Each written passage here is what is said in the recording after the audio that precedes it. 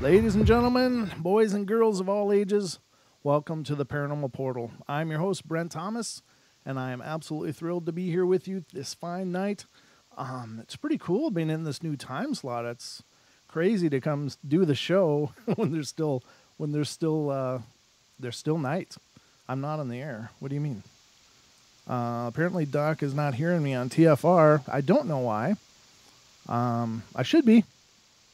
I'm showing myself connected. I am here. It should be live. Let me know if you guys are hearing me in there. Let me know. Huh. I don't know. It should be going now, but I'm anticipating that this show is going to be live, but I'm not sure what is going on here on the network. So just stand by, ladies and gentlemen, on YouTube. I'm working this out, watching, waiting, wondering just what is going on here. But it should be live, so I'm feeling that heat come in. that warm blood rush to the head as things are not going on. I'm talking. I'm connected. Let me try again. They're hearing a rebroadcast. I don't know why. Let's see. I'm going to have to take a second, ladies and gentlemen, to try to contact the fearless leader at the broadcast and find out what's going on. Let's just a sec. All right, let me type a message. Boss there. They are hearing rebroad. I'm not sure what's going on, ladies and gentlemen, but we are supposed to be connected live to the network as we speak, as well as simulcasting to you guys on YouTube. So I'm sorry for the delay here while we get this ironed out. But supposedly this is not the way it should be. But I could just, I guess, try to disconnect and reconnect and hope something good happens here. Let me try that. And I'm just going to wait I want to wait until I see from the geos what I should do here, because this is kind of a new venture for me. This is the new time slot, and this was our premiere night. So I guess if we're going to have problems, now's the night to have them. But this is the portal, and it's the way things roll here. Nothing ever works quite like it should. There's lots of ghosts in my machine. I'm not sure what the problem is, but let me see. All right, I'm going to disconnect and reconnect. This might get loud to those of you on YouTube. I'm sorry, but let's give it a shot here. What? I am on YouTube. I can pull up my own YouTube and see me. Yeah, I am on YouTube. I am seeing my own feed. Live both places, supposedly. weirdness. Ladies and gentlemen, this is definitely the portal where nothing goes as planned, and it's kind of my lot in life, I guess. When you do a paranormal show, apparently I'm not seeing myself here either. But wait, let me do this. Let me do this. Oh, that's my problem. Aha. Okay. Yeah, I just realized what I did wrong. I had the show set to private on YouTube. Just a blunder as well. That's my own fault, and I knew that was going to be a problem. When I did a unlisted video earlier, and when I recorded it, but let's see. So it's youtube.com/paranormal portal, but I guess those of you that are here already know that. But we are broadcasting live here, ladies and gentlemen, so let me refresh this page. Let me disconnect and refresh on YouTube, or on the network. This is the usual. So let's see. youtube.com/paranormal portal radio. Okay, let me do this. I'm going to try this, ladies and gentlemen. Hopefully something good happens, but we'll see what happens here in just a sec. I suspect that something didn't get switched over on the network servers, which needed to be switched over in order to change my time slot. But I am showing connection on both of them. I can see the call board, so I'm not sure what's going on. Very strange. There you are. Hey, Doc's in the YouTube, and MCAT's in here. Okay. Sorry for that error. This is real-time troubleshooting here on the Paranormal Portal, which happens, unfortunately, a little too regularly. So I'm going to try to figure out why I'm not on the network. I did message one of the geos, but I guess I can message the other geo. Let's see. They are hearing rebroadcast.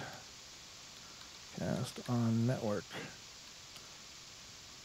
Okay, so I've messaged both Chris and Cherie independently, so hopefully one of them will be able to help us out, and we'll be back in business here shortly. I'm not sure where the mix-up happened, but this is the portal, and I guess that's what we got. That's our lot in life. Hey, Ken. I see Ken's in the YouTube. I see MCAT. I see Doc is in here. It's all live, but unfortunately I'm losing a whole lot of listeners because it's not live on TFR, which it should be. The chat room is still full there, but, oh, God. All right, I'm just going to disconnect and reconnect this. Stand by. All right, leave call. Let me reconnect that. Oh, dear God. I love me a good batch of problems. That just makes my life absolutely complete. And now I got to figure out which one to pull up here. There we are. Let me call this again. Oh. That is so loud. That is so very loud. But I'm retrying it on TFR, ladies and gentlemen, to see if we can get connected to the network and figure out what is going on. So, let's see.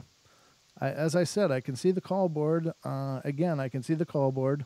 I don't know if I'm there or not. Doc, if you get a chance, could you check and let me know?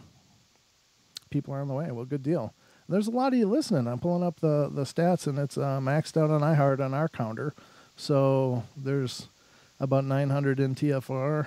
TuneIn is 165. So there's a lot of you guys out there, but geos are still going. Okay. I don't know what's wrong. Sorry, folks. Something is amiss. But anyway, ladies and gentlemen, I guess this is a YouTube-only night because the portal is still churning. Oh, drone is hearing me. Okay. All right. Well, I guess maybe we are online now on TFR, and perhaps we are in business again. I don't know what we missed. It's live still. Good. Okay. All right, so drone, you are actually hearing me now. Is that correct? Let me know in the chat room that you're hearing me on TFR and not on YouTube. So I'm waiting for him to message back. This is real-time troubleshooting. No, still the geos. Okay. All right. Oh, yep, it's Brent Thomas. All right. Okay. All right, he's hearing me.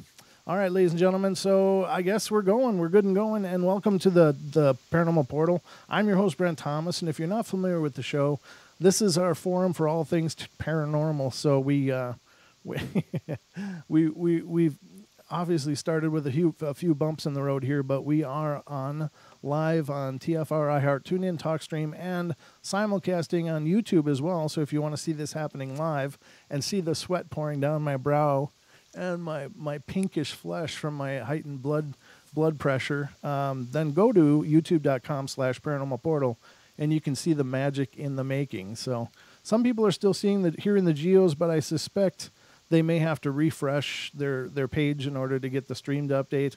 I don't know. It's just the way that these things work, especially in streaming media, ladies and gentlemen. You're dealing with a cache. You know, your computer will upload a bunch and play. You know, especially when it's a replay, it'll upload a lot into before what you actually need, and that way it can be slower downloading and not have to interrupt the on-demand part of what you're watching. So, anyway, guys, I don't know. Joan, you're laughing. Why are you laughing? Nothing is funny right now. This is my premiere night here on the network in this new time slot, and I'm really thrilled to be following Freaky Friday. It's really a cool show, and I was able to sit back and listen to it as I was prepping for my own show. And unfortunately, prior to this, I really didn't have a chance to sit in and listen to Freaky Friday too often because, I'm just doing the family thing. And then, I come up to the studio usually at 8 to start prepping for the show, which will start at 10. So it was really nice to kick back and listen to Kevin and all the guys on Freaky's Friday, and they did a great job. And it was a pleasure, and it's an honor to follow you guys, and thank you for setting the stage. It's a tough act to follow, though, as well. It's kind of a little bit intimidating because Freaky Friday is a big deal, and so I hope I do it justice, but we started out pretty rough. But there you have it. So let's get into the show tonight. Again, this is our new time slots for Friday, Saturdays. For those of you that don't know, we also do a Wednesday YouTube-only stream that's also at 7 p.m. Pacific time. So all of the showtimes start at 7 now. So tomorrow night we'll be back on, and we got a guest, Shell Dion, who is Whisper Walkers and Tree Peekers is her groups, and she deals with cryptids and dogmen and Bigfoots and extraterrestrial stuff. So it should be really great to get her on the show and talk to her tomorrow night. So definitely tune in, and we're going to have her back on Wednesday as well for kind of a two-part visit because she and I were talking for about 2 hours last night on Skype, and I'm here to tell you it was kind of like talking to Linda Godfrey. It was just there's so much to hear, there's so much to share. And even in that 2-hour period, we had just not even begun to scratch the surface of what she had to share. So she'll be on tomorrow night, ladies and gentlemen. So definitely tune in then and be a part of that show. That should be a wonderful deal. Excellent. And let's see what we're doing here. Tonight, we're going to do, with the dawning of the end of summer, which is, for me, a personal tragic time. I love the spring and summer. That's my seasons. I do love falls, too. Don't get me wrong. But I hate winter, and not because I don't appreciate the beauty of it, but because, I don't know, I don't like being cold anymore. When I was younger, it used to be kind of fun, but now that I'm getting older, it's just painful. So I thought, what about people that have gone on their vacations and they've had a horrible time due to paranormal stuff? So that's what I did. I did some research looking for encounter stories of people that were on vacation and how they went wrong. So we're going to get into a bunch of those tonight, ladies and gentlemen. We'll go through some tales, people's reports and encounters, and see what they've got to say and what they experienced. But I don't think of any worse time to have a paranormal encounter unless that's your vacation. If your idea of vacation is going ghost hunting, or if it's going investigating for Bigfoots or, researching or whatever, then it's perfect. That's absolutely ideal. But if you're going to sit, relax, kick back on a hammock with a cold drink and a lakefront property, and then things go to hell, that's horrible. So we're going to get into some of that tonight, ladies and gentlemen. And, thanks, Ian. I appreciate it. He's going to be my wingman. I appreciate that. And to all you guys here, I do apologize. It's just a little tougher without Don here to stay on top of all the chats because, I just can't keep an eye on it and Don does a great job of staying in touch with you guys in the chat room, but I'll do my best. I really will. But, ladies and gentlemen, the call-in board is open if you want to take part in tonight's show. If you've got a vacation paranormal story of your own to share, that'd be wonderful. The call-in number is 213-233-3998. Again, 213-233-3998. You can call 833-TFR-LIVE as well if you need an 800 access. And if you're calling from across the pond, it's 44203-393-2871. Again, 44203-393-2871. So there's lots of ways to get in touch with us tonight. But if you have an encounter story of your own that you'd like me to share on the show, I'd be happy to do that. And you can let me know in your message whether or not to use your name. I've got a few of those to go through tonight right at the lead-in of the show. But you can always email your stories to paranormalportalradio@gmail.com. And I'd be happy to and honored to hear what you've experienced. So with about 11 minutes left, I don't know. All right, so iHeart is playing Brent, and YouTube is also. The server's not acting proper. Chris is working on it. Okay, thank you, Lucky. You are amazing. It's always great when Lucky's here to help help damage control. Thank you, dear. You're the best. All right, so let's get into some of these listener emails and see what they've experienced as well. Now, on last Wednesday's show, on our YouTube-only live stream, we did a show theme of Saved by the Paranormal.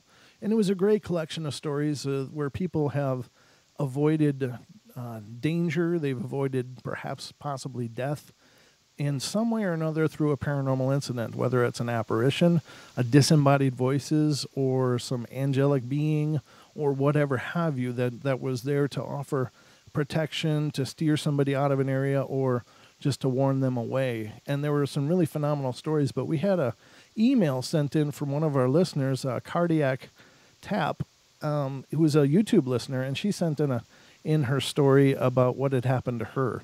And I'm trying to find it. Here we go. So I got to I guess I could blow this up a little bit if I know how. Let's see. Yes, I can. I can blow this up a little bit so it's a little easier to read. But all right, here's the story that she submitted last Wednesday. So my son had cancer, and we were driving back from him getting chemo. On a 3-lane busy highway, 4:30 p.m. on Friday in the summer, we were fighting rush hour and weekend travelers. We were coming up to another busy crossover freeway. I, of course, driving in the fast lane, did not realize traffic was stopped ahead. As soon as we realized this, I also realized that we were not going to be able to stop in time. I quickly looked at traffic to the right, thinking I could swing over. But all I saw were cars, cars, cars. Wow, we are going to crash. I looked at the dish to my left, getting ready to drive into it, and something told me to look again. I looked to the right once more, and there was not one car in sight. I pulled over to the right and missed the car in front of us. My heart was beating out of my chest. Took a deep breath and realized we were going to be okay. And then I looked around. Oh my God, there were no cars in front in any of the 3 lanes. I looked to each side. None. And then looked in the rearview mirror. None were there. None. No cars anywhere around us. What the hell? As soon as I got home, I called my sister and told her everything. And she says, "You have guardian angels." I laughed and said, "Yeah, right." That night I was sleeping and felt I was woke up. I saw 2 people sitting in my bed. What? I sat up quickly and realized for some reason they were not a threat. Both women, one was about 20 years old with long black hair, and the other about 50 with short blonde hair, which was the one that looked right at me. She did not talk, but for some reason I knew what she was saying in her head. I asked, "Was it you that saved us?" She smiled, and I knew. Oh my God, there are guardian angels. I could feel the tears coming down my cheeks, and this feeling of complete love. I then asked, "Can I touch you?" She smiled again. I leaned forward to hold her hand and thank her. Her hand was so cold. I said, "Oh my, you're so cold." At that point, I woke up, and here I was sitting up in bed. What? Was I dreaming? Well, I realized I wasn't, and also realized I am here for a reason, and to slow down. So I figure I saw at least 2 of my guardian angels, and that was quite a few years ago. Thank you. All I can say is thank you for sending in that story. That is absolutely brilliant. beautiful. It gave me chills, and I'm just thrilled that you had that experience and that you guys are okay. That's absolutely terrifying, but in that moment of need, someone was there for you, and that's absolutely wonderful. So thank you for sharing that with us. That was beautiful, beautiful. Now I got another one, and this gentleman sent in a story a while back, and I read that on the air. But he sent in another one, and he's actually in kind of my neck of the woods. He's up in BC, British Columbia. I'm down on the northern tip of Idaho, but his first story actually was pretty cool because the whole paranormal adventure of his story happened in my neck of the woods. This is really, like, literally in the community that I'm living in, so that was really cool. But he sent another story. Let's see, I'm trying to get to the meat of it. He said, I will share an experience which occurred on Halloween night in 1971. I would have been 13 years old at the time, and let's call it trick or treat. My father was a career Forest Serviceman, and he was promoted. Let's see, yeah, I can get through this. He was promoted and transferred to a town called Fort St. John in 1969. He was now the forest ranger in the largest district in British Columbia. One of the perks of his position was living in the ranger's house, which was right beside the ranger station. The house also happened to be right across the street from the local cemetery. My stepbrother Rick and I used to hang out quite a bit, being 4 months apart in age. We were veteran trick-or-treaters in our ripe old ages of 13. And if our pillowcases weren't stuffed full of candy, then we would find a new neighborhood to canvas. On this night, we decided to head over a few houses north of the cemetery/graveyard, and there was this cut line between the cemetery and about an acre of bush. And where we normally had walked to our elementary school over the past 2 years. It was dark out, so we walked carefully as the ground was uneven and there was a bit of slush here and there. As we walked in off the road approximately 100 feet or so, we noticed some strange breathing sounds ahead of us. With trepidation, we proceeded slowly, and we could make out a large adult shape, hunched over on the ground. It was a bit foggy, so it was hard to distinguish exactly what we were dealing with. I assumed perhaps it was an inebriated First Nations fellow, as there were many of them around the town at the time. No disrespect, just a fact. We had dealt with them before and had less to worry about when we were alone and when they were alone and drunk. Knowing this, we crept closer, and as we got within a couple of feet, I reached out my hand to touch the person, and to my amazement, my hand passed through the form, and I remember a cold, clammy feeling on my hand. Terrified, we reeled around and ran towards home, though not stopping because the parents were not home, and proceeded to a friend's house. We told our story to our friend and his family, and of course they laughed and doubted our story. But we know what we saw and heard. The next day we returned and saw no sign of any human activity whatsoever in that spot. Needless to say, we never again walked through there in the dark, and whenever I looked out my bedroom window in that direction for many months after, I wondered who in tarnation that ethereal being was. And that was from a listener who goes by the name of Summerled. And thank you so much. That's a wonderful story. And yeah, I don't know. It's strange when these things happen. There's no rhyme or reason for them. Although, being Halloween, and any of you that are familiar with paranormal research, or even some of the alternative religions, talk about the veil between this world and the next one being thinnest around Halloween, and the Samhain festival, and perhaps many believe that the dead can more easily walk our realm during that period of time. So is that possible? Sure, I guess. And again, ladies and gentlemen, I don't claim to be an expert on this stuff. I'm just an enthusiast. But I think the phenomenon is absolutely incredible, and the occurrences are absolutely amazing. And there's not always a rhyme or reason to them. It's just something pokes through for some reason. I don't know, very strange. Now, we got one more to read, and it's a short one.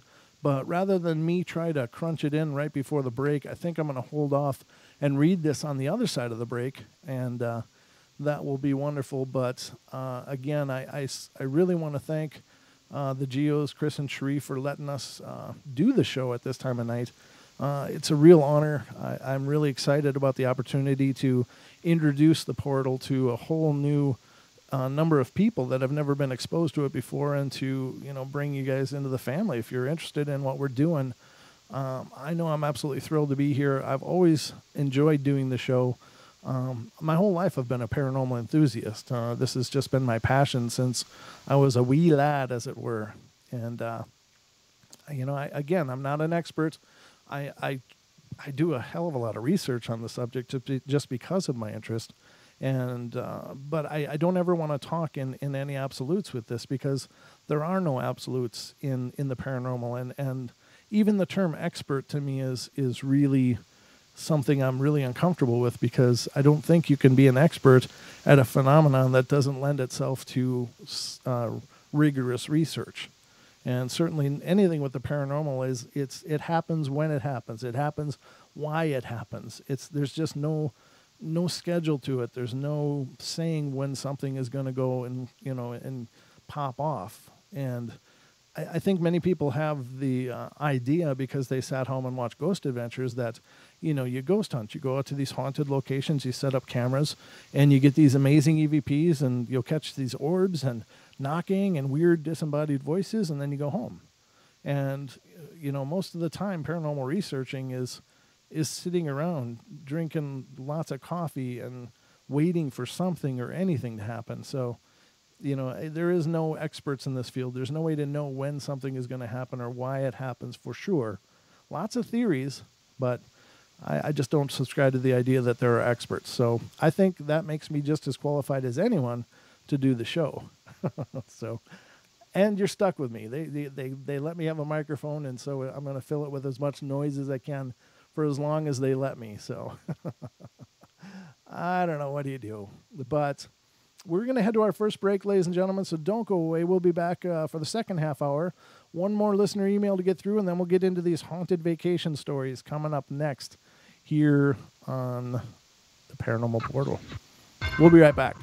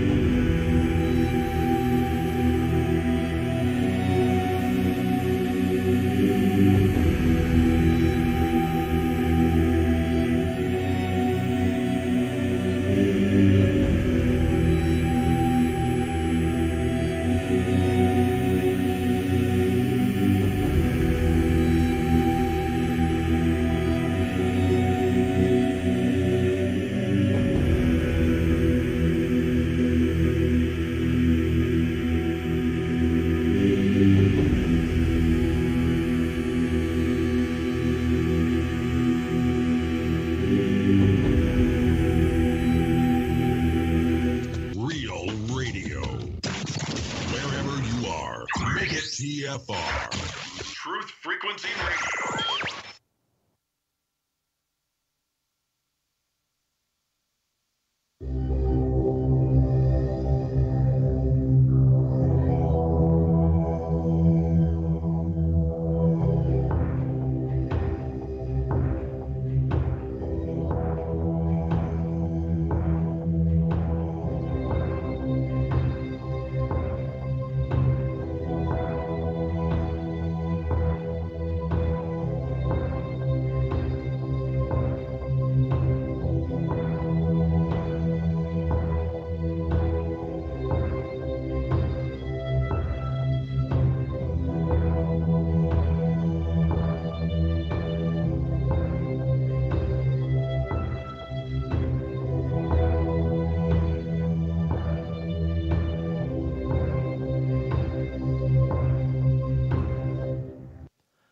Welcome back, ladies and gentlemen, to the second half hour of our show tonight. This is the Paranormal Portal, and I'm your host, Brent Thomas, and you're stuck with me because they gave me the slot and the microphone, and, well, I can't be held accountable.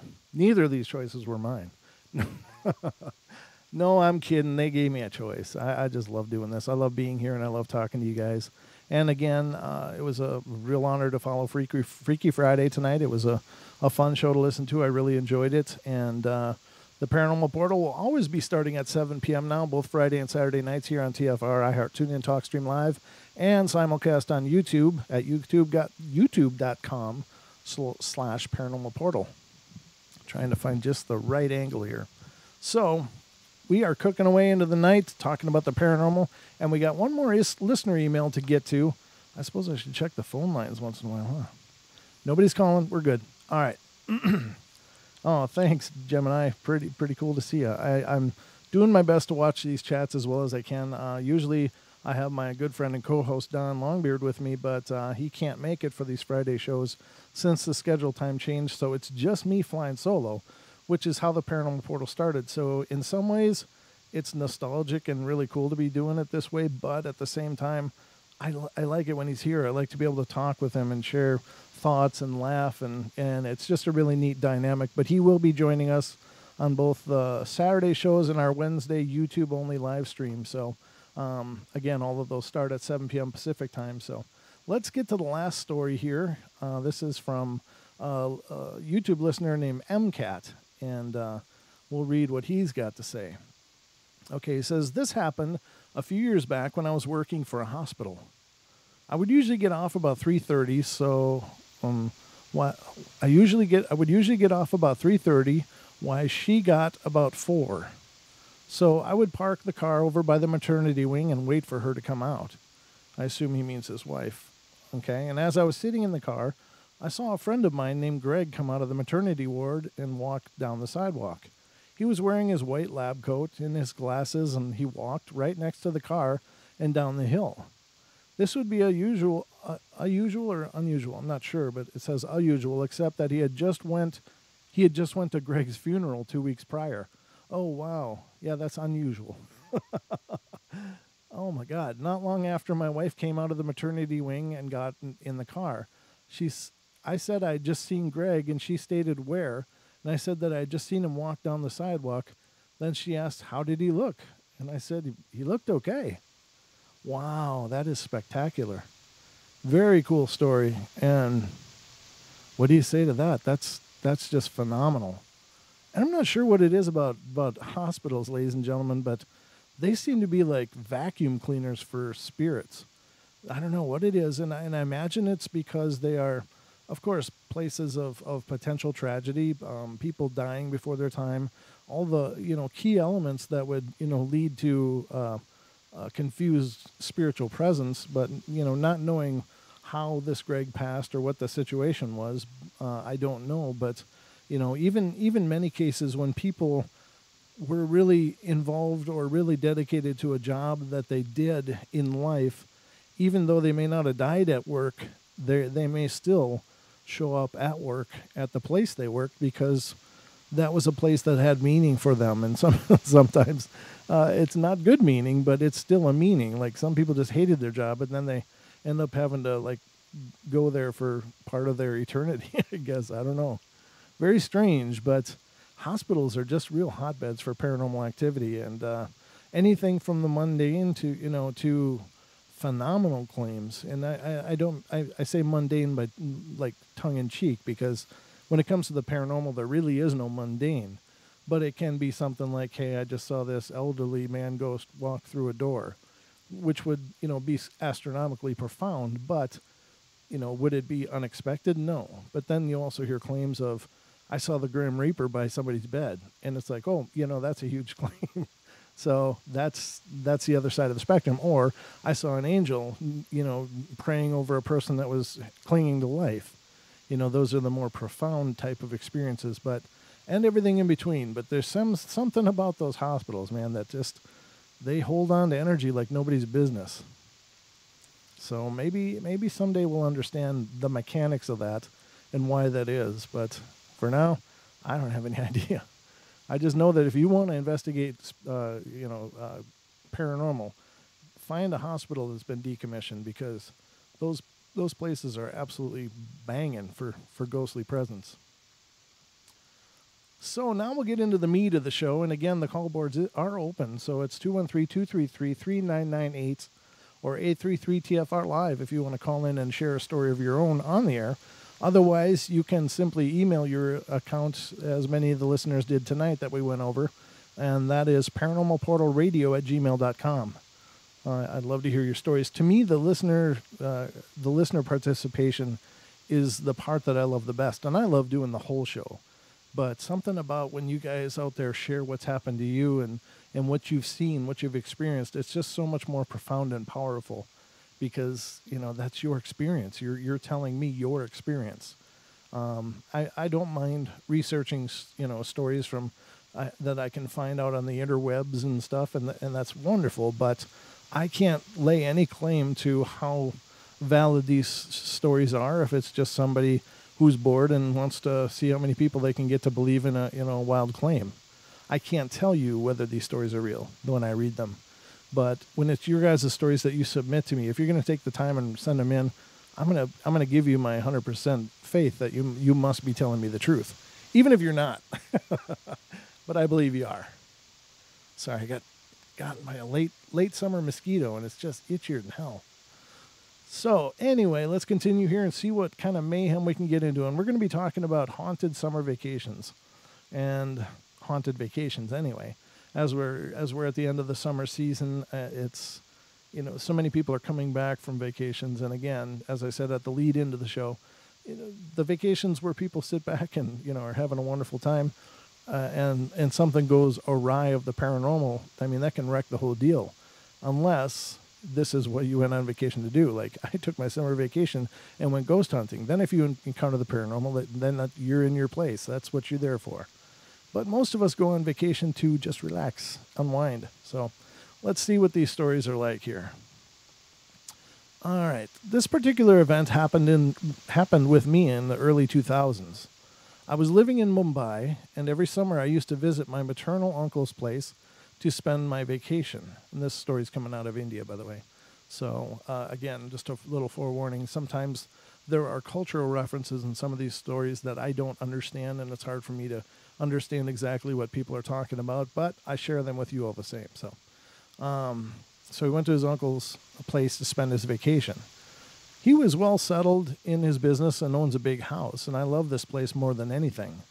I mean, we all love our summer vacation spots, right? Uncle was very fond of motorcycles, and I actually learned to ride motorcycles on one of his two-stroke Suzukis.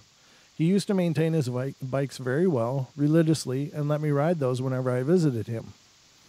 But he allowed me to ride only on late hours for safety, as the road gets nearly empty after 9 to 10 p.m.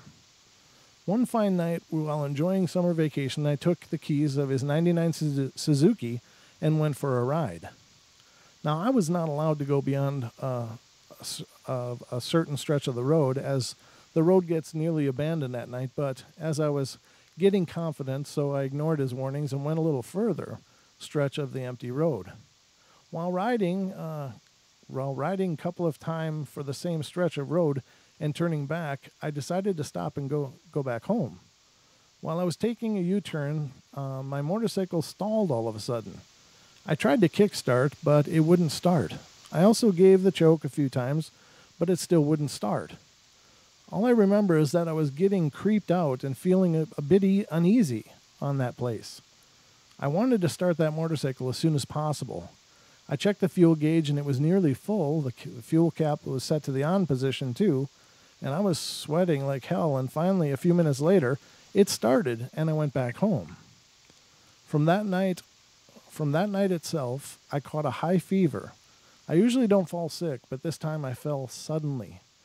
But my mom took me to a nearby clinic the next morning. The doc said it doesn't look like a viral fever and gave me some medicines. I felt good for that day, and I got more severe fever the following day. And this time, every time I tried to eat or drink, I vomited. It happened continuously for the next 2 to 3 days, and finally we got my blood checked and the report came back normal. Doctor suggested to admit me as he wasn't sure what was wrong with me. That night I was lying in bed. I was getting irritated as my vacation was getting wasted with his illness, and I heard Mom talking with my uncle about my illness.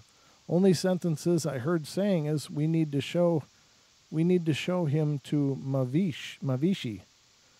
In that moment, Uncle dumped me inside of his Jeep and headed to the house of this mysterious woman, Mavshi, M-A-V-S-H-I. I'm sorry, I'm not pronouncing that right, but Mavshi, I guess. Now, this Mavshi was a lady priest, basically a witch doctor that lived 3 to 4 kilometers away from the house. I never actually believed in these people before because I always considered them as a fraud. Let me tell you the interesting method she used to find out if the person was normal or paranormal-induced issue. She had a small wooden bench on which she used to throw a few wheat grains, probably enchanted. By judging the pattern formed by those wheat grains, she used to find the problem. She did the same thing in my case and found something unusual. The next moment, she took a few rice grains and threw them on my head and screamed something that translates to, "Get out, run." And within a second, my fever was gone. Yes, it was gone. I suddenly felt better and my body came back to the normal temperature. She asked me not to go out at night on that specific stretch of road, and I was wondered as nobody told her anything about it. We left that place and came back to home. I asked my uncle about it, and my uncle explained the whole story. People used to call him, I don't know, Jimaraja? I don't know what that means. Again, that's a cultural reference I don't understand. This Jimaraja lived nearby with his family, and he was a drunkard and a bad guy who used to torture his wife and her parents for money, etc., etc. Because of his bad behavior, he made lots of enemies. One fine day, Jimaraja had an argument with a local guy. Argument turned into a fight, and the local guy sliced Jimaraja's head in half with a machete. Jeez. Yikes. He was killed in that exact same place where my motorcycle stalled. That is why earlier Uncle restricted me to go beyond that specific stretch of the road. Apparently, he heard few locals saw Jimaraja half-headed apparition roaming there. And again, strange story, but it's just as valid as anything that happens over here. It's just a different world over in those other countries, and it's hard to understand some of the references. I didn't realize Jimaraja was a name. I thought it was something else. I don't know. This next one is called The Summer I Didn't Sleep. This one's a little longer, but we'll see what this is going on. This comes out of Sweden. I can't recall how old I was when these events took place, but judging by what bedroom of our house I was sleeping in at that point, I must have been somewhere between 9 and 12 years old. I have wanted to share this story for quite some time, but the truth is that I haven't been able to build up the courage to really recall the memories. It still petrifies me to this day. It all started on a summer night when I was laying in my bed reading, just like any other night. I was somewhere in the middle of one of the Sweet Valley High novels when I suddenly felt my bed start shaking. A deep feeling of dread came over me, and I was more scared than I had ever been before. Just thinking back at this gives me goosebumps. It didn't feel like someone was tugging on the end of or the side of the bed or anything like that. It was the full mattress that started shaking. I was terrified to the point where a shiver went down my spine, and I started sweating cold.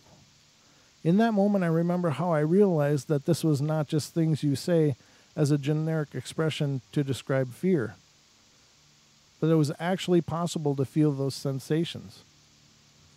After a while of being frozen in fear and contemplating what to do, I eventually jumped up and out of bed and tried to think of what to do next. I turned on all the lamps, and even though it was summer and not even very dark outside, and just stared at the bed for a while. It didn't move anymore, and I couldn't think of any reason of why it would move in the first place. Trying to master my fear, I laid back down, but the shaking started up again just after a few seconds. This had me quietly sneaking into one of my sister's room and spending the night with her. I'm not sure how long this went on. I just remember being constantly sleepy and lacking energy. I did everything and anything to delay that moment that I had to go to bed. One time I convinced my stepfather to stay out on the lake with me fishing until around 2 a.m. He thought I just loved fishing so much, and I do, but I mostly dreaded the moment I would have to set foot in my bedroom again. Some nights I managed to sneak into my sister's room, but doing so I always risked a beating from being up and making noise at night, so it wasn't always an option. Other nights I spent in a tent or in one of our many cabins as it was summer and nothing would bother me except when I slept alone in my room.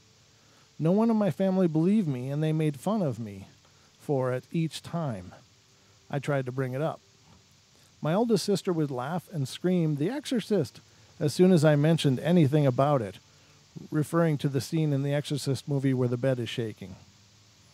Luckily, my cousin came to visit and spent more than a week on the mattress on the floor in my bedroom, and after she left, I didn't remove it, but used it as a bed for me to sleep on instead. This was a huge relief, as even though I was always felt a presence, and like something was watching me, nothing was bothering me physically during this time. Eventually, my mother got mad at me for keeping the mattress in my room for so long and made me put it away. At this point, it was already autumn and I could no longer stay anywhere other than my room, so my nightmare continued. One night, I sneaked over to my sister's room again, not the same sister that used to laugh at me, and crawled into her bed, even though she had gotten very tired of me coming over there at this point, especially as she also risked a beating from me coming there. When her bed started shaking too, shocked and scared, she told me that she had felt it. Instead of being scared this time, I was so glad that someone else finally believed me after going through this whole summer alone. A couple of weeks later, I visited my grandmother and told her everything that had happened, knowing that she was no stranger to the paranormal and she would believe me. She advised me to put a Bible under my pillow before going to bed. No one on my mother's side of the family is religious, so I couldn't find a Bible at home, but managed to find a small book with some psalms that I put under my pillows that night. I was so scared that it would only anger whatever it was haunting me, but from that moment, I was never bothered by this thing again. I'm not sure why it started or why it stopped. I was just glad that it was over. Did I just will it away with the book? What could it have been? Just writing this made me see shadows and get all jumpy, so it might not be the best story I've written. If anything is unclear, then please feel free to ask questions. Well, that's a really cool story. Again, I can't verify that it's true or real, but now this person doesn't sound like they were religious, but when they were given the advice of using a Bible, to them it became a powerful symbol. And perhaps if they were watching horror movies, I mean the antithesis of all these evil, wicked things is always some priestly or Christian symbol. And whatever you believe, I will never advocate people should believe one thing or the other. Find what works for you. That's, religion is a very personal journey, and I don't think it's a one-size-fits-all kind of thing. So I will never, on the portal, tell people they need to believe one thing or need to believe another thing. Believe whatever resonates with you. But when you believe in that, it becomes powerful because you are empowering it with your faith. And so for that person, putting the Bible under the pillow was a very powerful gesture and a very powerful symbol. So, and it was. But very cool story. And I hope you guys enjoyed it as well. Okay, nothing's coming through on the call board. Okay, good. All right. Yeah, these out of the ordinary. Out of the ordinary vacation is next. I'm just trying to check the messages, ladies and gentlemen, trying to find a rhythm here to all this. All right, just checking the other chat. Checking the TFR chat. All right, good deal. There's a lot of people in the chats tonight. This is really awesome. I gotta love this new slot, ladies and gentlemen. I'm seeing lots of faces and names I've never seen before, so it's really exciting to have a chance to do the show for you guys and to introduce you guys to the Paranormal Portal. Well, let me see if I can squeeze in another story here before break. So this one is pretty quick, and this comes out of the Philippines. We do a worldly show here on the Portal. We get all worldly up in here. All right, it was summer of 1990, and there were only the two of us, Mommy and I. We recently moved into an apartment in the heart of Pasig City, a busy neighborhood that never sleeps, almost. The apartment we rented was one of the two-door, charming, wooden, spacious flats in town. Twilight time. Mommy was not home from the office yet, as always, but a very close friend from my previous school named Jay was spending vacation with me. We lazily lay on the floor. Let me just check the volume on this. We lazily lay on the floor after a tiresome day of chores and games that kept us busy. She stayed beneath the stairs and I beside the door, and we talked of future vacations we would have, where we would go and what we would do. We reminisced the many things we did in previous summer we had at my grandparents' house in the province. The strolls, the picnics. I said picnics. I don't even know what the hell that is. Picnics. The crushes, the reprimands, everything. How we missed the fun. I was so engrossed in our conversation when she suddenly cut me to ask a question. Sweet, is Aunt Ai home already? Not yet, was my response. Are you sure? Jay insisted. I turned to look at her and then replied, Of course, Jay. I'm here beside the door. With that realization, she rushed towards the porch in an instant, and I came after her. Her paleness and shiver showed me even in the dim lights outside. She was clearly frightened of something. I held her hands, and they were so cold. With tears in her eyes, she said in nearly a whisper, There's a lady upstairs. She peeked through the handrails and smiled at me. Needless to say, we waited for Mommy to arrive before we went in. And I don't recall how long we stood there. I don't even remember how we braved getting inside, nor how we were able to sleep in my bedroom upstairs. What I am certain of is that Jay never went back in our apartment after that incident. There you have it, ladies and gentlemen. And it doesn't sound like a horrible experience. I don't know. I think if a ghost smiles at you, that's them trying to be sweet. That's them trying to be like, hey, I'm here.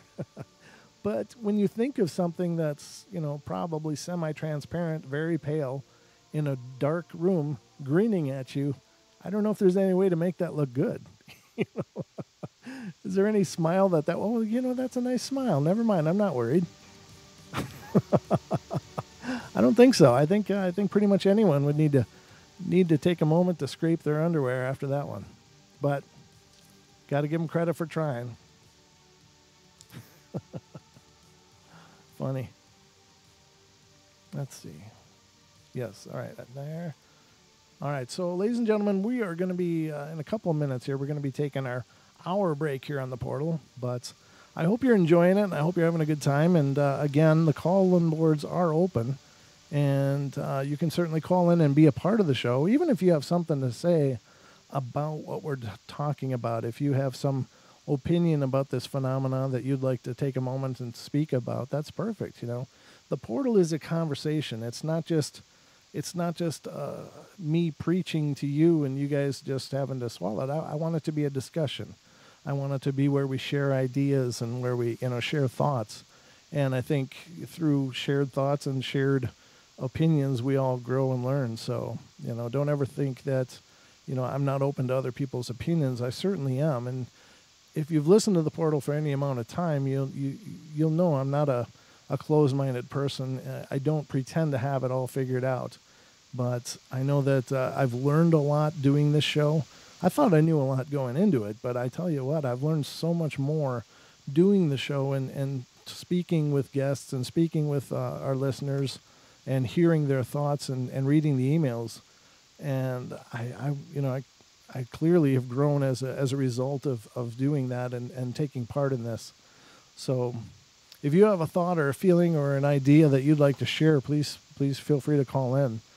I love it when you guys participate, but again, some shows people call in like crazy, and other shows it's it's pretty quiet, and that's okay. There's no expectation, but the opportunity is there for those of you that want to take part in it. And again, if you're hearing the sound of my voice and you'd like to see what is going on here in the Paranormal Portal studio, please head over to youtube.com/Paranormal Portal, and you can see me doing this right now live. And meet a bunch of other people in there. The TFRlive.com chat room is just amazingly full tonight as well. And there are several people there. So TFRlive.com/chat or YouTube.com/Paranormal Portal. 2 great chat rooms to share your ideas and thoughts as well. So we'll be right back. Don't go away.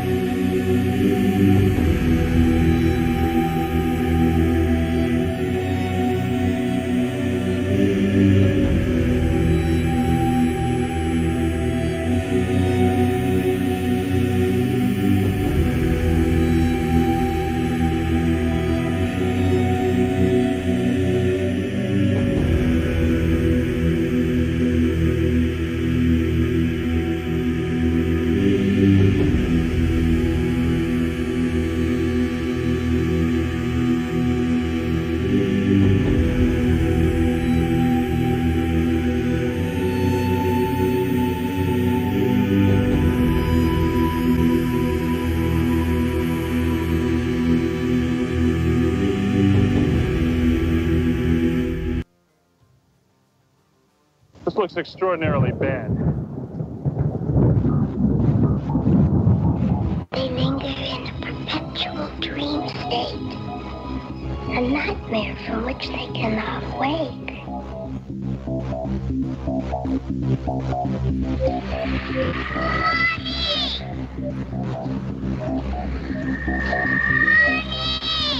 I can't see you, Mommy. Where are you? I've never sensed anything like it.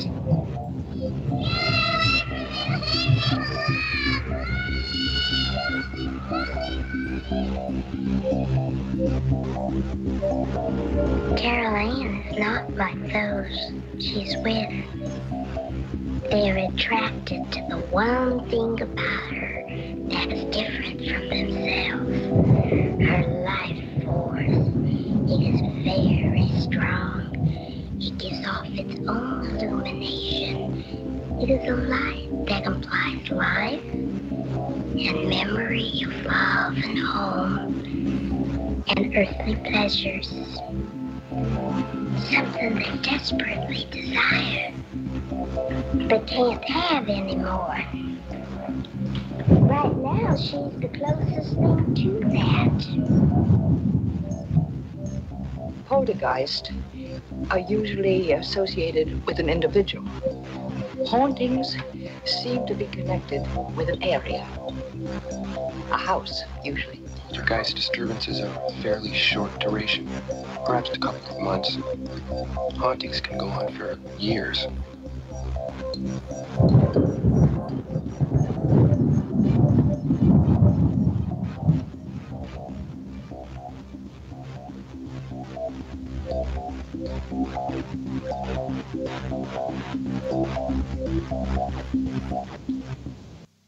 Welcome back, ladies and gentlemen, to the Paranormal Portal. I'm still your host, Brent Thomas.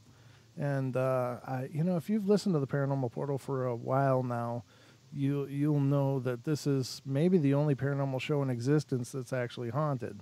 And I say that sometimes tongue-in-cheek, and other times I'm saying that and I'm like, oh my God, something really weird is happening. And tonight is no exception. And I'm not referring to the start. That's just moving to a different time slot and technical issues and such that happens when you create a big transition like that for a large network, and those things just happen. But what I'm talking about is during the last segment, the last half hour, as I was reading stories, and I had all I could do to keep focusing, but the floor up here was vibrating and thumping, and I could feel it moving under me like someone was banging on the ceiling.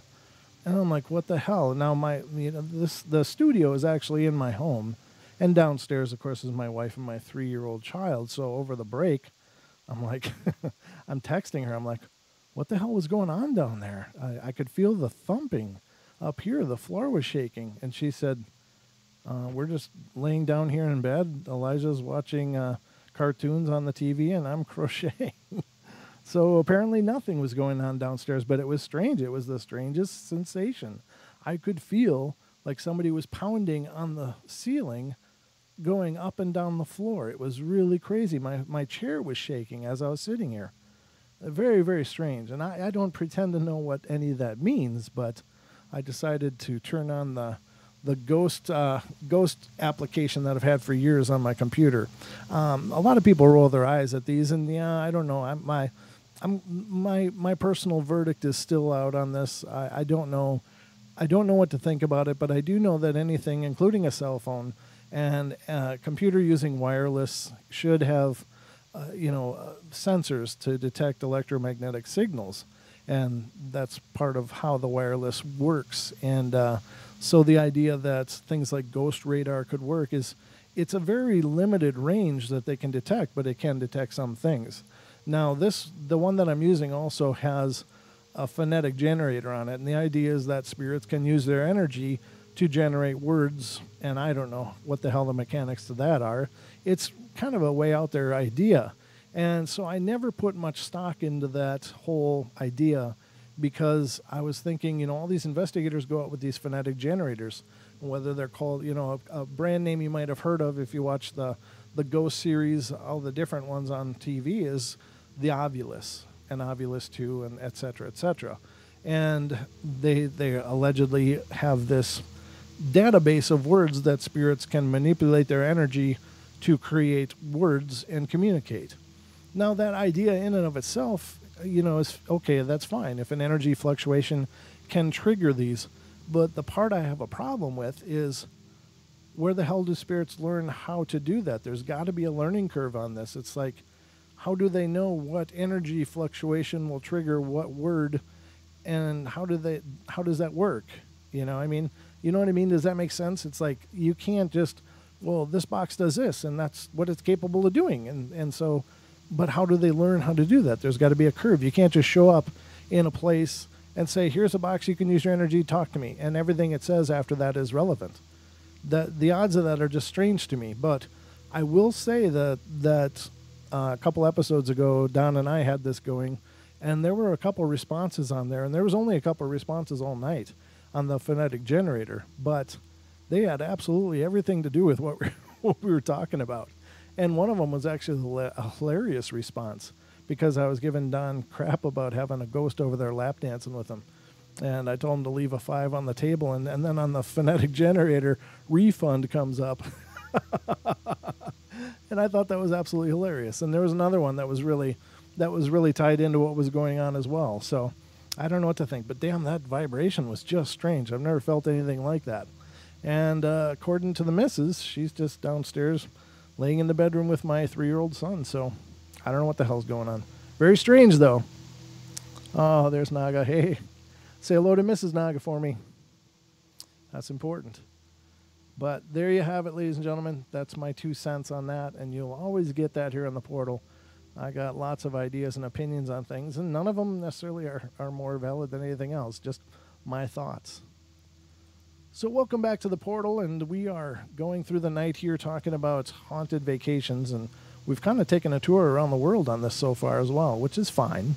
I don't think that every story needs to take place in the U.S. for it to be valid. There's long histories and traditions in many countries that long predate ours here in this country, and a lot of our culture and ideas come from other countries as well, as we moved over here and established our modern life, I guess, or our modern societies. So we've gone to India, we've gone to the Philippines. Now where are we going? Now we're going to Colorado. This one is, I just felt one of those thumps again. Damn. This one is my first paranormal experience, summer 2015. And this comes out of Colorado. This is my first ghost experience that I had early in the summer of this year. Well, this is not this year, but this was actually submitted in 2015 as well. So this is a bit of information to give you some understanding. After my grandmother died in 2012, my uncle had started, it says starred, S-T-A-R-E-D, but which would be stared, I guess, but it's supposed to be started to have strange occurrences happen around his house. One of which was a toy that would go off and on by itself. In case you were wondering, it's Mr. Hanky talking bobblehead from South Park. I know, it sounds completely stupid, but something kept making it talk and drain the battery. He had never had problems with this thing before. He had the same batteries in it for a few years, and he never had to replace them until now. So here's the part where it's going to start getting weird. My dad went out of state for a reunion with his band, and the reunion happened to be in the area where my uncle lives, so my dad crashed with him for the whole time. My dad and uncle look really similar, and this is important for a theory I have later. When my dad came back home, I welcomed him with the usual things you would do when a loved one has been gone for a while, and after we finished talking, I went back to my room to write. A few minutes into my hobby, the lights started flickering like mad. Now, I have an old house, so this wasn't uncommon. But when I wouldn't stop, I got fed up and took a picture. What showed up seemed to be some sort of blob thing. It was part transparent and had a blue hue to it. I know that sometimes there are anomalies that happen to be caught in the camera, and I don't know for sure that it is in fact an anomaly or not. After I took it, I started screaming ghost, of course. My parents were concerned as to what I was screaming about. I showed them the picture and my dad just brushed it off, but my mom showed a subtle interest towards it. After that, I didn't want to sleep in my room. In fact, I wanted to move into the basement. Sadly, my parents would have none of it. So I shamefully went back into my room and started talking to try to reason with the ghost or whatever had caused me to panic. Afterwards, I felt calm and felt as if I gained a new friend.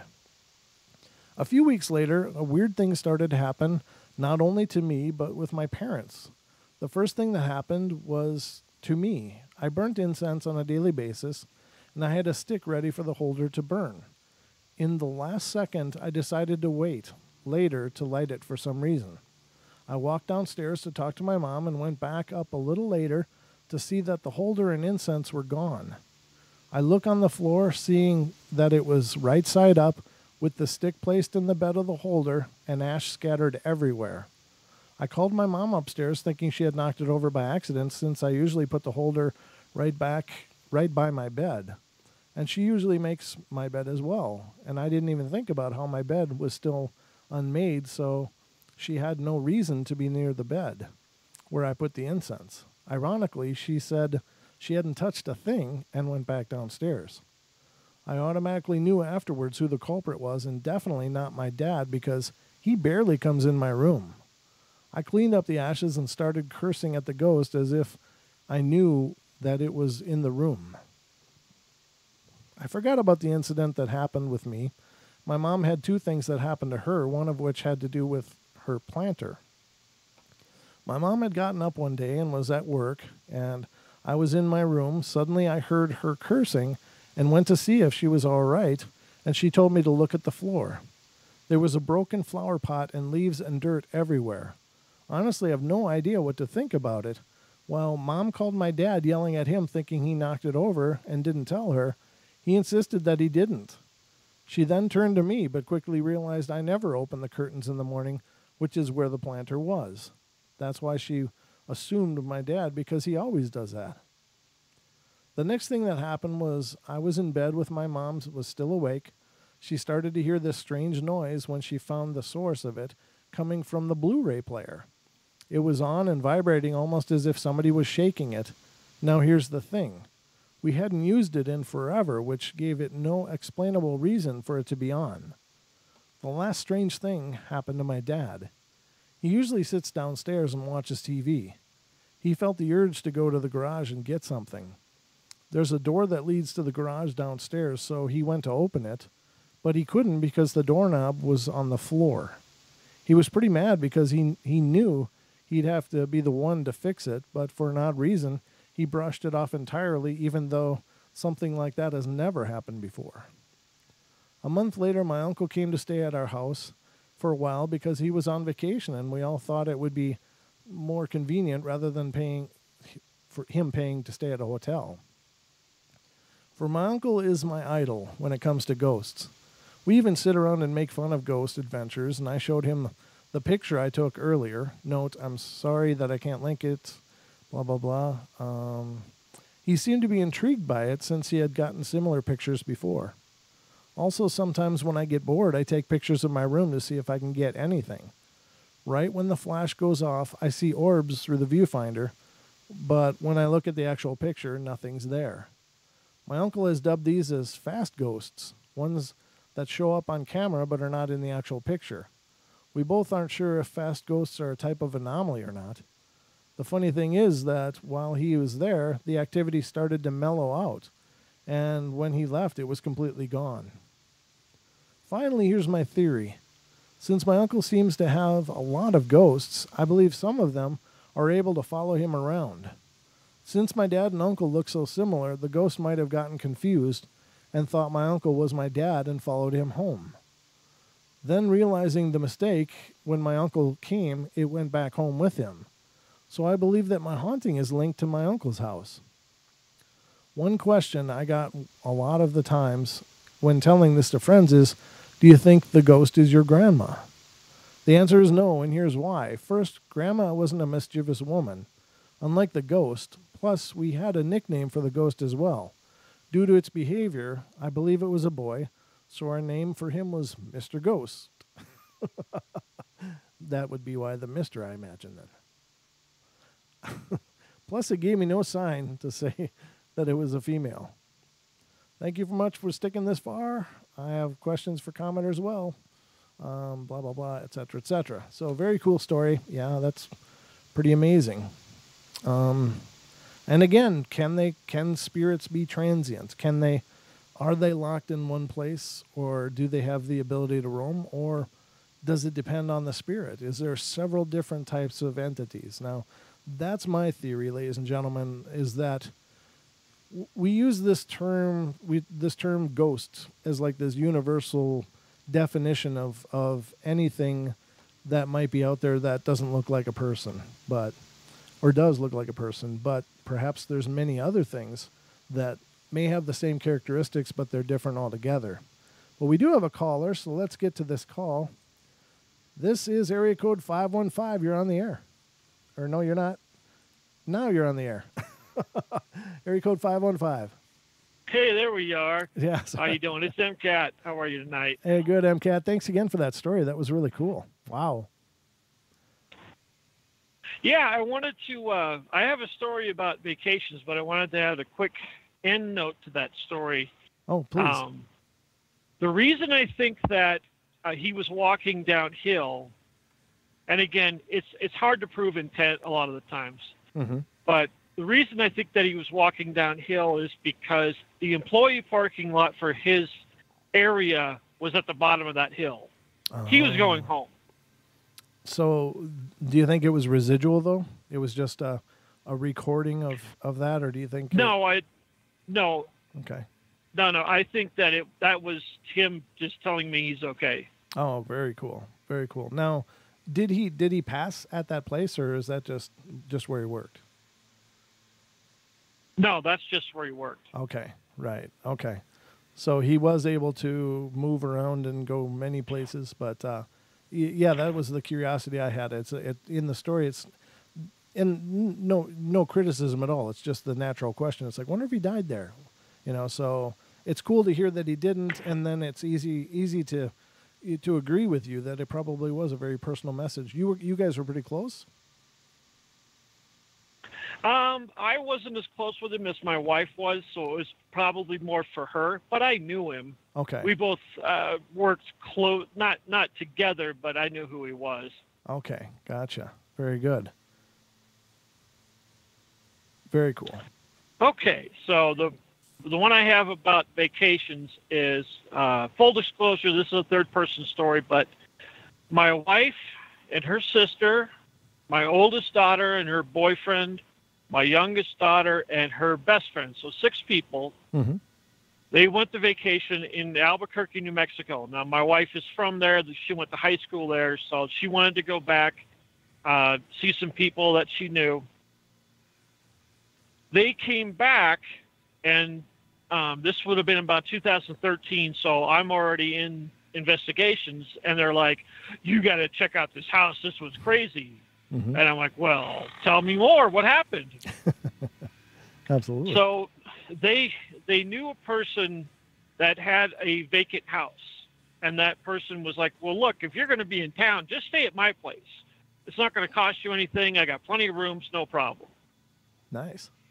So my wife and her sister, my oldest daughter and her boyfriend was in an actual room. My youngest daughter and her best friend were in like a 4-season porch, a sunroom that's attached to the kitchen. Mm-hmm. And it's a sliding glass door between the kitchen and the room, and it's all glass. You can see both ways. During the night while they were getting ready for bed, they were seeing what looked like somebody standing at the edge of the door and peering in. And then when they would look and see what it would just duck back out. So like peering in, ducking, like just checking on them, right? Mm-hmm. My youngest daughter and her best friend, they were in bed and they were fighting over who was going to close the door because neither one of them wanted to get out of the bed and close the door. Uh-huh. So they're going back and forth and they're fighting. The door closes by itself. Ooh. They scream. The minute that the door closed, my wife appeared in the door. Ooh. Just not there, there. And because it's all glass, you would have seen her walk through the kitchen to get to there. Now, here's the interesting thing. Everybody else in the house heard the girl screaming 7, 8, 9 times, just like annoying, just bothering everybody. And that's why my wife got up to check on them, like, hey, knock it off while you were trying to sleep. They only screamed once. Wow. Okay. That's really curious. Crazy. Right. Very cool. So you investigated it past that? So, I would... no, I would like to. I just don't have the time. Sure. How long ago was this? I was just in Albuquerque. That was 2013. Okay, so that's not a whole long time And as ago. far as I know, the house is... No, it's not very long ago. And the house is still dormant as far as I know. Wow. But yeah, I'd love to go down there and check that out. That's amazing. Very cool story. Wow. Brilliant. Oh, yeah. Yeah. Well, All right. Well, you take it easy, sir. Have a good night. And I'll talk at you later. All right. And thanks again for the emails, and keep them coming, brother. I love hearing what you've been through and what you've seen. All right. You got it, man. I'll see you later. All right. Take care, MCAT. Thank you. And we got another caller here, and this is Miss Diane. You're on the air. Hey, Brent. Hello, Don. Oh, Don's not here tonight. Hello, family. It's just me tonight. You're stuck with just me. Don's not here tonight. It's just you. It is. I thought I saw Ether in here. Well, he might Ether or. Well, anyway. He might have stopped in just because he had a moment to chat, but yeah, he doesn't. Yeah, stopped in for a moment. Right. Okay, well, they're wanting me in the chat room. They're wanting me to come in and tell about my time that I got my encounter with ectoplasm. Oh, please. Yeah, that's very cool. Now, I just want to let you know before we get started that it's about 4 minutes until break. So there's only a minute or so till break. Right, so I always call it before break. You've got impeccable timing. I don't that's know. for sure. I got that timing thing. Sure, but it's fine. If we get interrupted by the break, just hang on the line and we'll finish on the other side. I will build up the suspense in the meantime. All right, the floor is yours. This occurred when I was dating my husband-to-be, who it turns out was a very bizarre being in his own right. I was later to find, but I was younger at this time and didn't really know very much yet about things. I had seen some things. I always, my whole life, had seen angels, demons, ghosts, different stuff. Talked to the lady that came every full moon, that sat on my bed and told me stuff, and I mean all kinds of stuff. I always had that. Oh, nice. But this was really creepy. I mean, this was probably one of the creepiest things that ever happened to me. And it happened after my father's death in that house. And although it wasn't, I don't think, connected with him directly, it did happen after his death. Okay. And I was pretty distraught about his death. I had been giving him CPR when he died. Oh. It was very rough, on me, and because he had emphysema. He died of emphysema. Okay. So, anyway, so I am in that house, that particular house where he did die, and I was with my husband-to-be at that time. We were cohabitating. Okay. And I wake up to a voice saying, "Hi, I'm Bob and I'm dead." That was my ex's name. Oh, wow. And I'm like, what? What? And I look over and there is this thing in the bed next to me Oh. that looked like a partly formed person. And I jumped out of that bed so freaking fast. I took noping out to a whole new level. Oh, yeah. And ended up on the other side of the room really quickly. But it was there too. It was Wow. also there. And it reached out and it touched me. And I'm like, oh God, it felt like if a lump of Jell-O, cold Jell-O from the refrigerator, reached out and touched you. Ooh, that sounds snuggly. And I'm like, oh God, it was just, believe me, if I was trying to remember,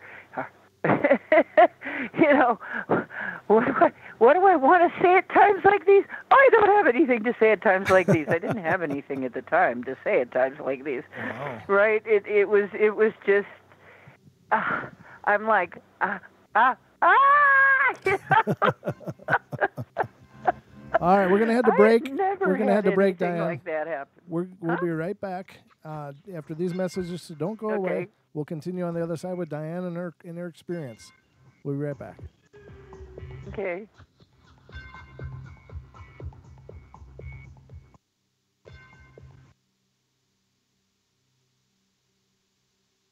Extendivite really works.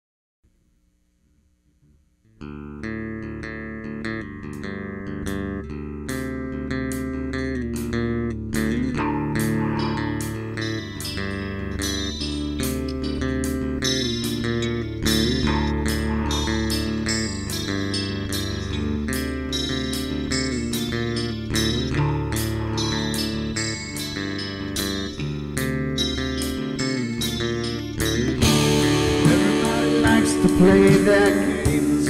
Everybody loves to place their bets.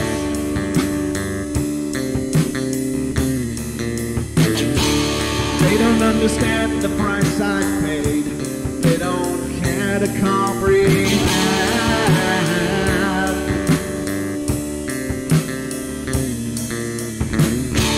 Trace their lines upon my body, dripping scars across my heart.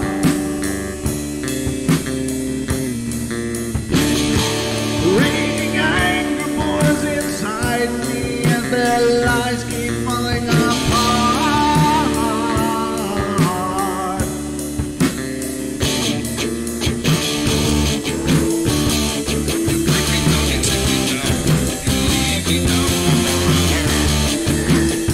But I'm not broken yet. I'm not broken yet. I'm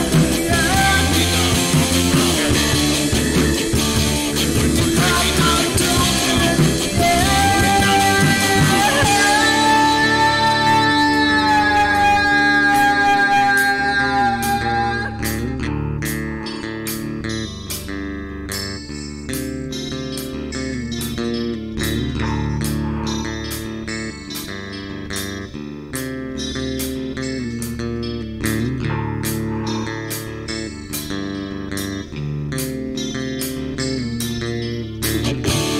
I am finished with my silence. I am not a stupid boy.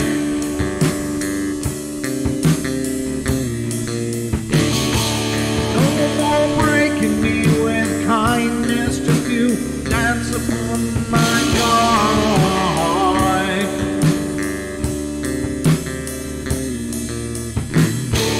Leading me with empty promise. You're just another fucking mess.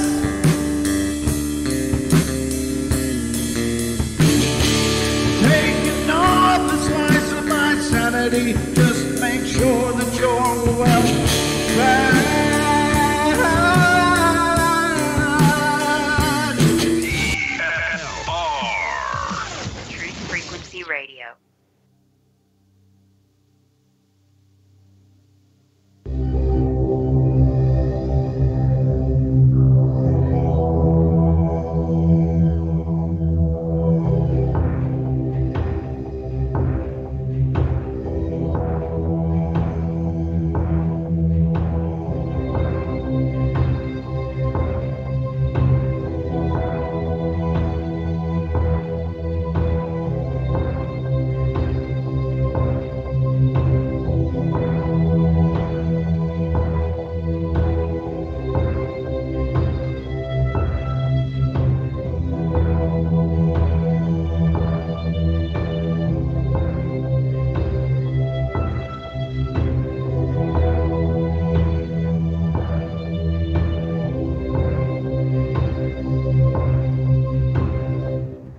And ladies and gentlemen, we are back. This is the Paranormal Portal, and I'm Brent Thomas, your host. And we are in the last half hour of the show. Can you believe it? Wow. I don't know how that happened, but here we are. The time goes even faster in this time slot. That's crazy. It doesn't seem like it's possible, but it's really gone well. And we are joined right now by our caller, Diane, who is calling from Ohio. And she is sharing her story of being in bed with Jell-O. No, I'm just kidding. Being in bed with a... being in bed it with wasn't that much fun, let me tell you. Would everybody love Jell-O? I know. I can laugh about. People probably wonder why I laugh at stuff, but I mean, when you're shamanic, we're all a little crazy because we've seen so much, you know. Oh, absolutely. And so much weirdness, so we laugh at the wrong time and stuff like that. I mean, and you know me well enough. Nervous laughter. You know me well enough to know that I'm just teasing. Of course, I believe you wholeheartedly, and I hope nobody. No, I know. Yeah, but I just hope nobody defers that as like, oh, he's being a jerk. And no, honestly, I love Diane. She's a regular contributor to the show, and we have a great friendship. So she knows that I'm just playing. Yes, I love Brent, and I love my sissy Pooh Deb, and I love you all. Aww. Actually, I love Pix, and I love Lady Death, and I love everybody, and even Paranormal White Noise, and the new Zara. people, and can't name you all right now. I got even Summer. Hi, Summer. Good night, Zara. Look, because you're all crazy like me, okay? Crazy enough to believe in actually experiences that people really have had. So what's crazy about that, really? Right, exactly. Right, but you know, really, a lot of us who deal with this stuff all the time do laugh at the wrong time, and we have nervous laughter. I mean, Teal Swan's another one who has this giggle when she's talking about very serious and terrible things. Mm-hmm. She'll giggle every now and then. And it's like, I know what that is. I mean, we giggle over it because it's almost like we can't. You know, if we do anything else, we'll go, wah! You know? But, you know, it's like, what are we going to do? Right. So, anyway, so this thing touches me, and I'm going to refine this a little bit. It's like if you poured Jell-O into a rubber glove and made a mold, and then grabbed somebody's arm with that. Oh, yeah. Yeesh. That's what it felt like. But there was substance to it. Exactly.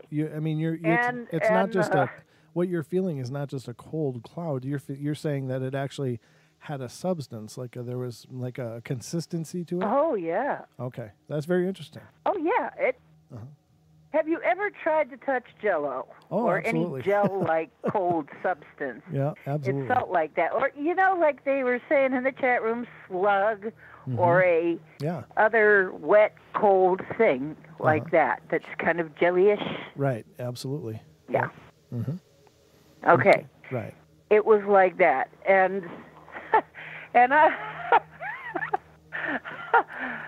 you know, I was just like, ah! And, of course, then I kind of screamed. I'm sure I screamed. I can't remember, but I'm pretty sure I did. Right. And, and it disappeared. It just poofed, right? Poof. It's gone. but I'm standing there and I'm shaking, right? And I'm going, holy cow, because it kind of halfway, in a weird sort of way, looked like my boyfriend, my husband-to-be. Okay. And I'm like, oh, my God. So I thought, did something happen to him? Right. You know? Mm-hmm. And, I mean, that's the first thought, is because it said, I'm Bob and I'm dead. You know, I'm like, oh, my God, did something happen to him? You know, he was at work. Mm-hmm. And so I called his work, and I couldn't get through. I couldn't get to him, and he didn't call back for a long, long time. And I'm there, oh, God, I hope nothing happened to him. When he finally called back, he said, what was so important? What was so urgent? It was like hours later. And you know, in the meanwhile, I'm going, why? Why isn't he calling? You know. Anyway, so finally I explained to him. He said, whoa, that's really weird. I know I'm okay. I'm still here. You know, nothing weird happened at work or anything. I don't know what would cause that. And I'm like, I don't know either. But it certainly wasn't anything I've ever encountered before. Right. So, you know, if you have any ideas. Well, we had all kinds of phenomena in the house after my dad died. I mean, it was like, we had it before, but it seemed like after my dad died, Mm-hmm. it just was Grand Central Station. Wow. Okay. I mean, we had guinea pigs, and the guinea pigs would all huddle together like a frightened, and start squeaking all at once. Oh, okay. You know, from something that nobody could see. Mm-hmm. You know, I mean, stuff like that. So, I mean, that was probably the genesis of where I became what I became finally. That was probably the beginnings of it, is when that sort of stuff started happening, is why is it happening? What can I do about it? That sort of thing. Right. And, you know, I went from the religious thing all the way through all of the, you know, Sure. all kinds of theories about what to do. Mm-hmm. And the religious thing didn't, even though I was raised to be religious, and that did not get rid of it. So I thought, well, I'm going to have to find out what will get rid of it, what will do something about this. And so that's stories for another time, but that is the thrilling conclusion, or actually the...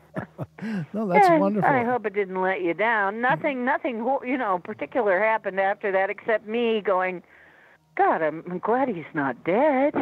Right. No, you know, but then again, there are other theories as to why it happened, and we'll go into that maybe some other time.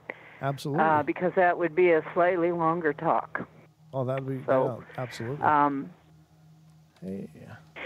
So, anyway, I'm always glad to relate these things. I mean, I got a million of them, folks. Well, Just ask. It's been and please don't ever a feel like, long time. no matter what you tell us, Huh? whatever you bring to the table, it's never going to be a disappointment. It's you contributing to this conversation that we're having continuously, and I really, your involvement and your participation has always been invaluable. So please, you know, don't feel like you have to. Thank you. You have to have a certain criteria to call in. I don't, you know, if your toast moves on your plate, that to me is exciting. You know, it doesn't have to be Well, this I over the do top. have a couple of other things to mention quickly. Oh, by all means. I have Tyler. I'm going to mention Tyler's give Tyler's channel a plug. Secure Team. He's been talking about these triangular clouds, and people have been seeing the boomerang craft and the triangular craft, which Dr. Greer says are ours. Actually, they are not extraterrestrial origin. They are ours. Uh-huh. But to see triangular-shaped clouds and pyramid-shaped clouds is not normal, and I got some pictures of that kind of thing. So that has been seen. I've been seeing a lot of weird things like that over Kent, and I will send them to whoever wants to put them on their channel, including you, and I'm going to send some to Tyler. Yeah, please do. But that has happened, and then, Please if do. you want it. I'd love to see them. Absolutely. Please do. Okay. The other one that I sent you, guess I should have close-upped on the one area because it looked like a cigar-shaped thing with triangles on it. Okay. But all in clouds. It was very weird, but it was very small. So it would have been very pixelated, and I could see why you couldn't find it in there. I should have, but I didn't have the good technology then. I got better technology now. Oh, wonderful. Okay, good. But if I can find that, and it hasn't been eaten by whoever took my tab, you know, I mean, I have lost no less than 1, 2, 3, 4, 5 tablets. Oh, wow. You've lost them? You know, 5 tablets have left me for one reason or another. Wow. Or the contents thereof have left. Oh. Okay. So I will try to send this stuff out as soon as possible. Sure. As a matter of fact, because I snapped this recently. But so I'll get that in to various people. And hey, you know, the more people that have it, at least it won't disappear. And if you have, I think I sent you a copy of that picture. Would you please send it back to me if you still have it? Oh, yeah. So that I could do a close-up and show you that. Absolutely. What I found in that picture. Okay. And I will keep reporting on the stuff that is going on around here. Oh, by the way, I did find a fix for some of the issues that I have had recently. We have determined that the problem, and this is going to sound like science fiction again or something, we have determined that the problem was coming from, we keep having the sewers back up around here. Oh. So something has got into the sewer system, and there are some certain kinds of things that prefer to dwell in the sewer. Absolutely, yeah. And they're not particularly nice. Sure. Okay? Yep. And we think that's what was infesting the kitchen area. And because it also was the bathroom, all of the wet areas, right, where the sewer was. So I did some things about that, and right this moment it's pretty quiet, and I hope it stays that way. But I'm reinforcing it every single day right now. Absolutely. To make sure it stays that way. Yeah. But, and if it holds and it works well, I will make a video about it and pass on what to do if you have these issues. Please, And I guess that may be one of the things that I'm destined to do is, because people say, well, are you going to pass this on? And it's like, I will, as to the best of my ability, pass on my findings. Please do, yeah. And okay. That would be wonderful. Water's a well-known spiritual conduit, so the fact that it's dirty water would seem to, you know, resonate differently. So it doesn't surprise me at all that there'd be negative things in sewer water. That doesn't surprise me at all. So yes. But thank you so much for calling in, Dee. I didn't mean to cut you off. Thank you. And I hope that answers some of your questions, folks. Absolutely. Hugs and loves to all of you. All right, we love you, Dee. Thanks for calling in and again. And you too, Brent. Oh, thank you. I appreciate it. I need your love. All right. That was awesome. It's good to hear from you guys, and thanks for MCAT and Diane for calling in. That's always, that and the listener emails to me are just the greatest. And I say it all the time, but I couldn't be any more sincere that when you guys participate in the conversation, it just becomes so much more intense. It becomes so much more dynamic. And you guys sharing your experiences, it's unfiltered. It's never been heard before. So it's a lot of fun to hear what you've experienced, even what you've seen, and even what you saw when you observed it can bring a whole new life to this phenomena it's very confusing. There's millions of theories out there for what this stuff is, but, nobody's got this all sorted out. Nobody's got it all dialed in. And, I think as we discuss it, so do we grow, and so do we grow in our understanding. So definitely reach out and share what you know and take part in the conversation here on the Paranormal Portal. And a special hello to Ra, the Eye of Ra host, Ra Castaldo's in the TFR chat room. Good to see you, brother. Thanks for stopping in. He said he came by to support the new slot. And that's awesome. I'm glad you did. Thank you so much. It started out pretty rough. We just had a couple issues with apparently some facets of TFR were still broadcasting rerun or rebroadcast, and some were broadcasting the show. So kind of confusing, but I guess we got it all worked out, or I hope we have. So, and Naga, hello, and I see who's a regular is in there, regular girl, Uriah is in TFR, Gemini, Drone is in there. Who have I missed? I see Nemo is in there, and Nick, Progeny of Light, and Doc Kayak. But Doc's also in the YouTube, and so many of you guys are in the YouTube. Thank you guys so much for being here and taking part in the new time slot. I wish I could go through the list and name you all, but I just can't. I don't have time, and I'll need Don to help me with that. That's where Don's extra eyes really come in handy to help make sure we recognize all of you guys here, and I do. I see you guys all here taking part. Joseph Crowe, Diana Daniels, Lady Death, Pixie's in there, Dory. In the YouTube chat, youtube.com/Paranormal Portal. If you want to see the show as it's happening, go over to youtube.com/Paranormal Portal, and you can see it going live now as well. It's a simulcast. Ken is in there. Ruthie C is in there. Just going up through the list to see what names. Summerled is in there, and we read his story tonight, his second email to the show. Very cool at the beginning. And I don't know, I'm not seeing any other names yet, but I saw that Paranormal White Noise was in there. I think she had to go. Lady Death is in there, and every once in a while, Lady Naga's in there too. Okay, and Deb Varner's in there, and I think Aether Archives has been kind of stopping in when he gets a moment. He must be having a break or whatever. So it's been nice to see you in there, Don. Thanks for stopping in on our premiere night. And Lady Naga calls me Uncle Brett. Hey. I guess I remind her of her uncle, which is kind of cool. There's another really handsome guy out there. Go figure. So let's get into, one or two more stories here if we can. And let's see what we can get into. Oh, Parallel Normal's in the TFR as well. I haven't seen that name before, but good to see you, bro. Thanks for stopping in and being a part of the show. Let's see what we can find out in this last couple minutes of the show. We can get one or two new ones.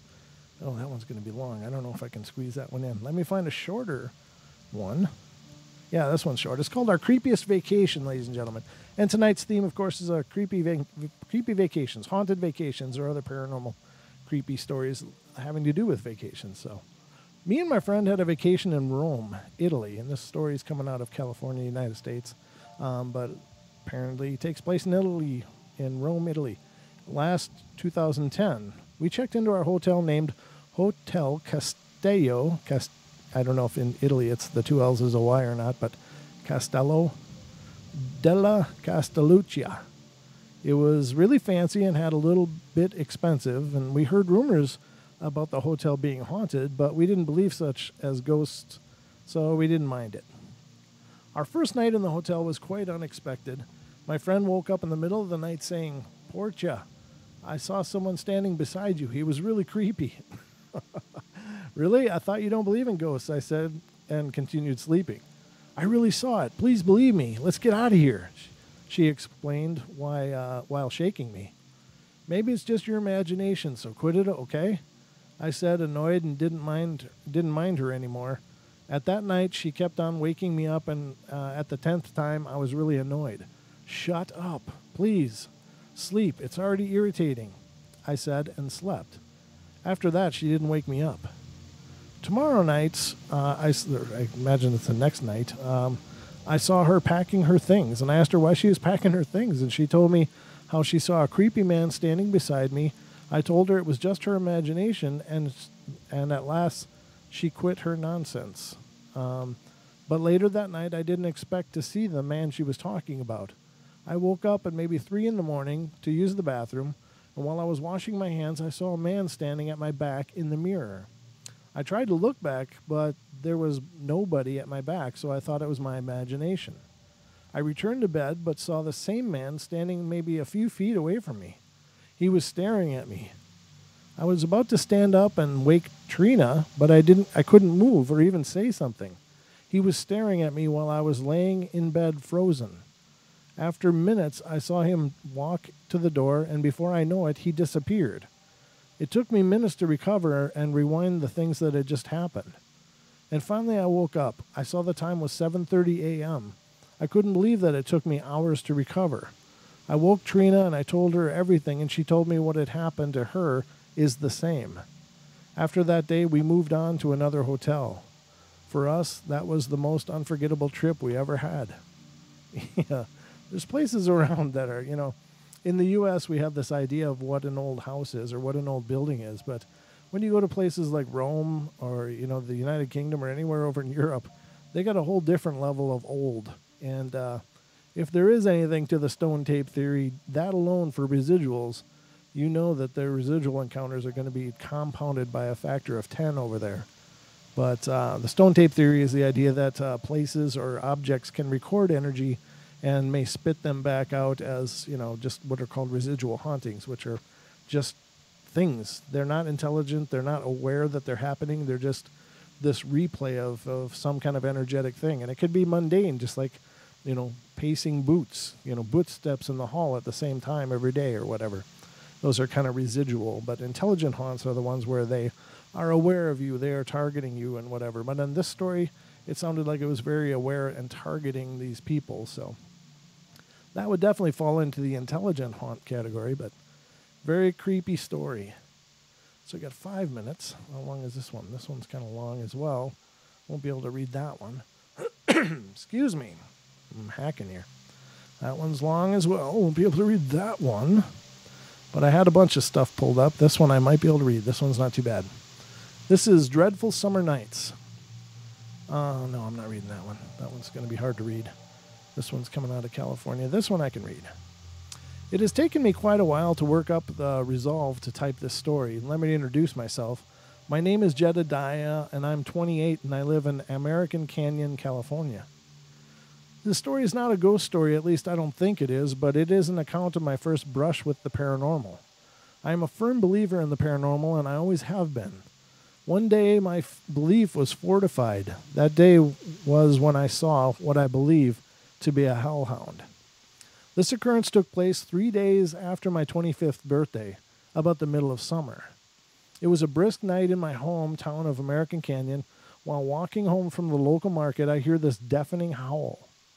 Then I catch a glimpse of what I thought was a large dog. I assumed it was just one of many stray dogs in my neighborhood, but as I continued, I saw the same large dog, and this time I got a better look at it. I was unnerved because of the dog's size and appearance. It was about the size of a small bear. The build of the dog was like that of a Rottweiler, with fur that was the darkest black I've ever seen, and it was made of pure shadows, with piercing, glowing red eyes that seemed to peer into my soul. The dog's torso was tangled in what looked like barbed wire. After I saw it, the dog then darted away at incredible speed. At this point, I was quite scared. I continued on my way home, and I found myself dreading each corner, fearing another sighting of this hellish creature. I had almost made it home when the beast appeared again. This time it stood directly in my path, and I was frozen with fear. Hair standing on end, and I closed my eyes, fearing an attack. It starts to growl, a deep, rumbling growl. One that I feel deep in my soul. One that threatens to turn my legs to jello. Jello seems to be a theme tonight. I don't know what compelled me to do so, but I started praying to the Lord Jesus Christ in heaven to make this beast leave. But the growling intensified. It seemed as if the growl just pulsated through my mind, doing everything in its power to get me to stop praying. I continued to pray. I just prayed and prayed and prayed. And as I continued to pray, the growl slowly dissipated. When I finally opened my eyes, all that was left was the scorch marks where the dog once stood. I was terrified and shaking as I rushed home and locked the door, but when I turn around, I am greeted by a pitch-black dog. But this one, I am sure, means me no harm. It's my black lab, Mia. Okay, well, good. After that night, I just wanted nothing more than to relax and think about what happened, so I turn on the TV for some background noise, and when it starts up, I see a show on Animal Planet called Lost Tapes. This episode was about hellhounds. Oh, bad timing. And when they were describing, sounded eerily similar to what I encountered. To this day, I have yet to see the same dog or another like it, so this begs the question. What did I see? A hellhound? A spectral creature? Some sort of demon? I will never know. But then again, I'm not sure I want to. I have a few other unrelated experiences with the paranormal that I may post at a later date. I'm trying to decide whether or not I'm ready to relive those experiences by writing them down. And that's another good point. It's like, when you take the time to write these down and re-encapsulate these experiences in words, you do relive it. But that's about going to wrap up our evening tonight here on the Paranormal Portal. Again, ladies and gentlemen, I'm sorry for the tough start. It's just glitchy stuff that happens when something big like a move in time slots happens on a big network. It takes a lot of coordination, and I hope it's all dialed in now. I'm sure it is, because the boss always takes really good care of us. But I love you all. Be good and be kind and be nice to each other. Stick around, because Beyond the Veil will be following us. And then later on will be Jimmy Jean Into the Microcosm here on TFRI Heart. Tune in and TalkStream Live. So definitely tune into that. Jimmy Jean's always got an eclectic show.